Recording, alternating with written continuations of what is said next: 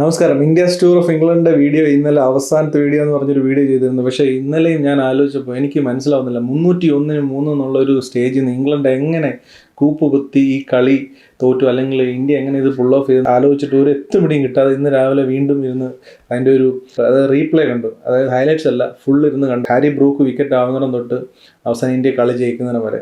അപ്പോൾ അവിടെ ഞാൻ ശ്രദ്ധിച്ച കുറച്ച് കാര്യങ്ങൾ പറയാൻ വേണ്ടിയിട്ടാണ്. വിക്കറ്റ്സിൻ്റെ കാര്യമൊക്കെ നമുക്കറിയാം. ഇംഗ്ലണ്ട് എന്തുകൊണ്ട് തോറ്റു എന്നുള്ളതാണ്, എങ്ങനെ കൊളാപ്സ് ആയി എന്നുള്ളതാണ്, എന്തുകൊണ്ട് അത് ഇന്ത്യക്ക് അത് സാധിച്ചു എന്നുള്ളതാണ് മെയിനായിട്ടുള്ള പോയിന്റ്. അതായത് ടെസ്റ്റ് ക്രിക്കറ്റിൽ ഇംഗ്ലണ്ട് ബാസ് ബോളാണ് കളിക്കുന്നതെന്ന് അറിയാം. അപ്പോൾ ബാസ് ബോൾ കളിക്കുമ്പോൾ ഇംഗ്ലണ്ട് ആ ഒരു സ്റ്റേജിലെത്തിയപ്പോൾ, ഏകദേശം കളി കയ്യിലെത്തിയപ്പോൾ തൊട്ട് ഇംഗ്ലണ്ട് ബാസ് ബോൾ, അതായത് ഇത് ഞങ്ങളുടെ കയ്യിലായി എന്നുള്ളൊരു അഹങ്കാരം ഇംഗ്ലണ്ടിനുണ്ടാകുന്ന തുടങ്ങി. അത് ഹാരി ബ്രൂക്കിൻ്റെ വിക്കറ്റ് ആയാലും അതിനുശേഷം ബെത്തിൽ സ്റ്റെപ്പ് ഔട്ട് ചെയ്ത് അടിച്ച വിക്കറ്റ് ആയാലും അതെല്ലാം ഇത്ര റണ്ണല്ലേ ഉള്ളൂ, അത് അടിച്ചെടുക്കുക എന്നുള്ളൊരു മെൻറ്റാലിറ്റി ഇംഗ്ലണ്ടിനുണ്ടായിരുന്നു. അത് പിറ്റേ ദിവസം വന്ന് ലാസ്റ്റ് ഫൈനൽ ദിവസം ഫസ്റ്റ് സെഷനിൽ വന്നപ്പോഴും 35 റൺ ഉള്ളപ്പോഴും അങ്ങ് പെട്ടെന്ന് ഇന്ത്യ കൗണ്ടർ അറ്റാക്ക് ചെയ്ത റൺ അങ്ങ് പെട്ടെന്ന് അടിച്ചു കളയാന്നുള്ള ഒരു മെൻറ്റാലിറ്റി ആയിരുന്നു ഇംഗ്ലണ്ടിന്. അതാണ് ഇംഗ്ലണ്ടിൻ്റെ ഏറ്റവും വലിയ പരാജയ കാരണം.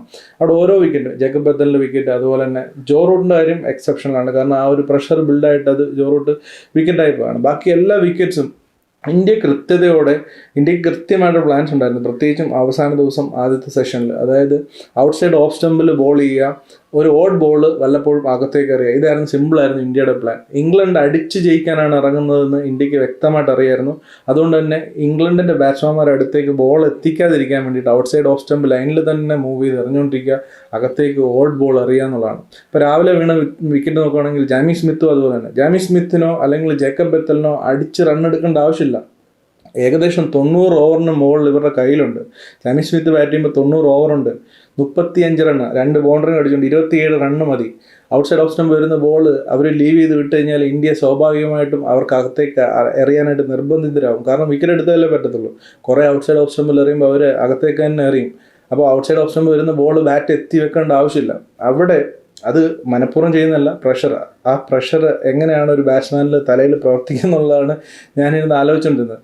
ജാമി സ്മിത്ത് അറിയാതെ, ആ പ്രഷറിൽ അറിയാതെ ബാറ്റ് വെച്ച് പോയി. അതിനുശേഷം ഓവർടൺ അകത്തേക്ക് വന്നൊരു ബോളിൽ വിക്കറ്റായി, പ്രഷർ ബിൽഡ് ചെയ്ത്. അപ്പോഴത്തേക്ക് ഇന്ത്യയുടെ സൈഡിലേക്ക് കളി മാറി. പിന്നെ മൊത്തത്തിൽ ഇന്ത്യയുടെ സൈഡിലേക്കായി കളി.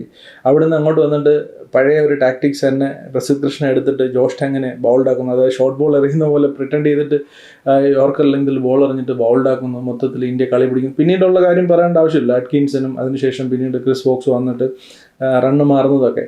അപ്പോൾ ആകെത്തുകയിൽ ഇംഗ്ലണ്ട് എങ്ങനെ കളി കളഞ്ഞു കുളിച്ചു എന്ന് ചോദിച്ചു കഴിഞ്ഞാൽ അവരുടെ ബാസ് ബോൾ തന്നെയാണ് അവരെ ചതിച്ചത്.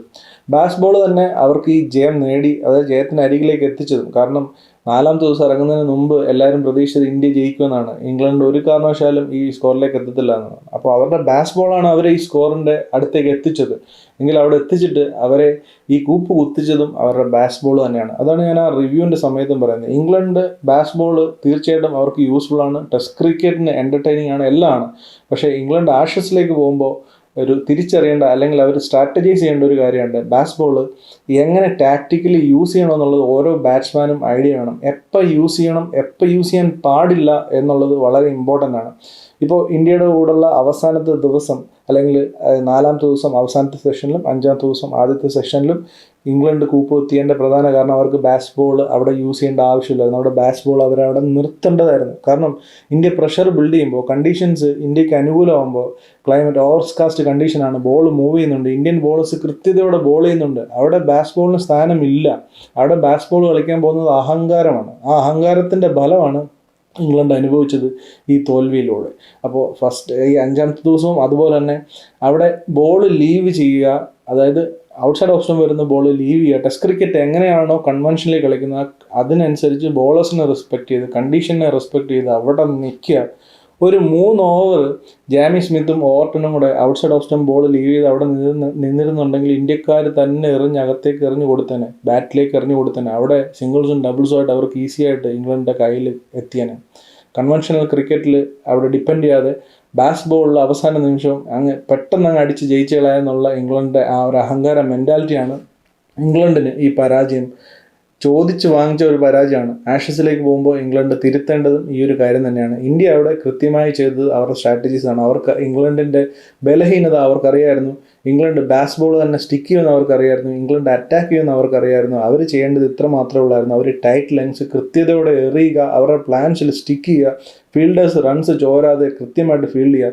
അത് ഇന്ത്യ ഭംഗിയായിട്ട് ചെയ്തു. ബാക്കി ഇംഗ്ലണ്ട് ഇന്ത്യക്ക് വേണ്ടി ചെയ്തു കൊടുത്തു എന്ന് തന്നെ നമുക്ക് പറയേണ്ടി വരും. ഇംഗ്ലണ്ടിൻ്റെ ബലഹീനതയാണ് ഇന്ത്യ മുതലെടുത്തത്.